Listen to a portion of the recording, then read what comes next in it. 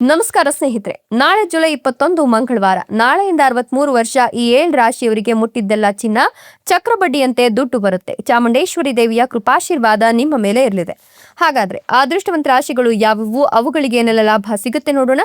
ಅದಕ್ಕಿಂತ ಮೊದಲು ಚಾಮುಂಡೇಶ್ವರಿ ದೇವಿಗೆ ಭಕ್ತಿಯಿಂದ ಲೈಕ್ ಕೊಟ್ಟು ನಮ್ಮ ಚಾನೆಲ್ ಅನ್ನ ಸಬ್ಸ್ಕ್ರೈಬ್ ಮಾಡಿ, ಹಾಗೆ ಬೇಗನೆ ನಮ್ಮ ವಿಡಿಯೋದ ನೋಟಿಫಿಕೇಶನ್ ಪಡೆಯಲು ಬೆಲ್ ಬಟನ್ ಕ್ಲಿಕ್ ಮಾಡಿ ಆಲ್ ಅಂತ ಕ್ಲಿಕ್ ಮಾಡ್ಕೊಳ್ಳಿ.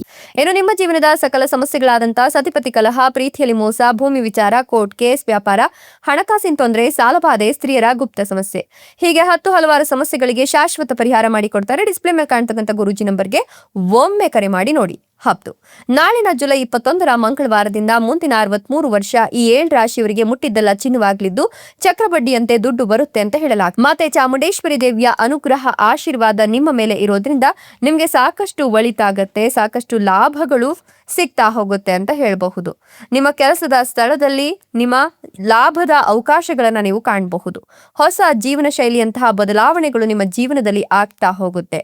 ಎಷ್ಟು ದಿನದ ನಿಮ್ಮ ಕಷ್ಟಕ್ಕೆ ಈಗ ಪ್ರತಿಫಲ ಅನ್ನೋದು ಸಿಗ್ತಾ ಹೋಗುತ್ತೆ.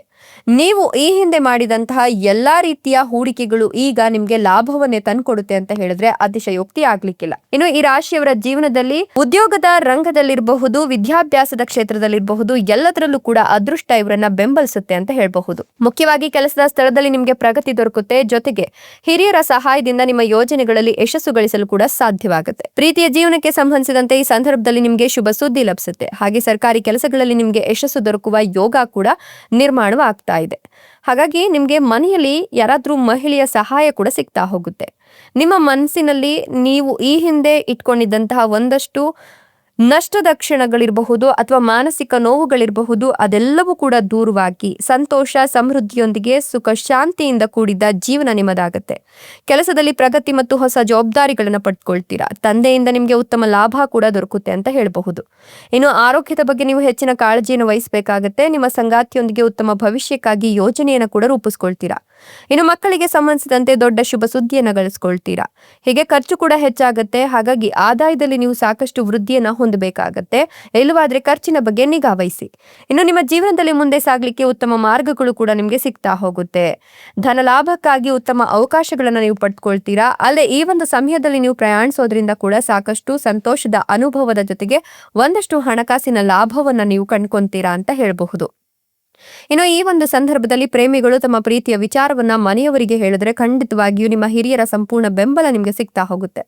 ಇದರೊಂದಿಗೆ ಧನ ಲಾಭವನ್ನ ಹೊಂದುವ ಸಾಧ್ಯತೆ ಇರೋದ್ರಿಂದ ಪ್ರೀತಿಯ ಜೀವನದಲ್ಲಿ ನಿಮ್ಮ ಮನಸ್ಸಿನ ಮಾತುಗಳನ್ನ ಆಲಿಸೋದು ಕೂಡ ಬಹಳ ಮುಖ್ಯವಾಗುತ್ತೆ. ಈ ಸಮಯದಲ್ಲಿ ನೀವು ಬೇರೆ ವ್ಯಕ್ತಿಗಳ ಮೂಲಕ ಸಲಹೆಯನ್ನು ಪಡೆದುಕೊಳ್ಳೋದ್ರಿಂದ ನಿಮ್ಮ ಯೋಜನೆಯಲ್ಲಿ ಯಶಸ್ಸನ್ನ ಕೂಡ ಕಾಣ್ತೀರಾ.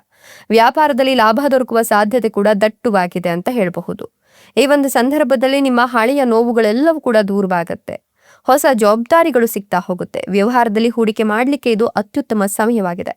ಇಷ್ಟೆಲ್ಲ ಲಾಭ ಮತ್ತು ಅದೃಷ್ಟವನ್ನು ಪಡೆದಿರತಕ್ಕಂಥ ಅದೃಷ್ಟವಂತ ರಾಶಿಗಳು ಯಾವುವು ಅಂದ್ರೆ ಕಟಕ ರಾಶಿ, ತುಲಾ ರಾಶಿ, ವೃಷಭ ರಾಶಿ, ಕುಂಭ ರಾಶಿ, ಸಿಂಹ ರಾಶಿ, ಮಿಥುನ ರಾಶಿ, ಕೊನೆಯದಾಗಿ ವೃಶ್ಚಿಕ ರಾಶಿ. ಇವುಗಳಲ್ಲಿ ನಿಮ್ಮ ರಾಶಿ ಇದ್ದರೂ ಇಲ್ಲದಿದ್ದರೂ ಭಕ್ತಿಯಿಂದ ಓಂ ನಮೋ ಮಾತೆ ಚಾಮುಂಡೇಶ್ವರಿ ದೇವಿಯೇ ಅಂತ ಕಮೆಂಟ್ ಮಾಡಿ. ಧನ್ಯವಾದಗಳು.